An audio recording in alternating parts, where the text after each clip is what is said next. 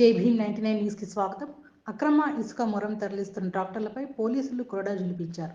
పట్టుకున్న ట్రాక్టర్లను పోలీస్ స్టేషన్కు తరలించారు. నిజామాబాద్ జిల్లా భీమ్గల్ మండలంలోని ముచ్కూరు గ్రామంలో అక్రమంగా తరలిస్తున్న ఇసుక ట్రాక్టర్లు 5, చెంగల్లో అనుమతి లేకుండా మొరంను తరలిస్తున్న 5 మొరం ట్రాక్టర్లను, లింగాపూర్ గ్రామంలో అనుమతి లేకుండా ఇసుక తరలిస్తున్న ఇసుక ట్రాక్టర్లను భీమ్గల్ సిఐ వెంకటేశ్వర్లు, ఎస్ఐ హరిబాబు పట్టుకుని పోలీస్ స్టేషన్కు తరలించారు. దీంతో పాటు జేసీబీని కూడా పట్టుకుని పోలీస్ స్టేషన్కు తరలించారు.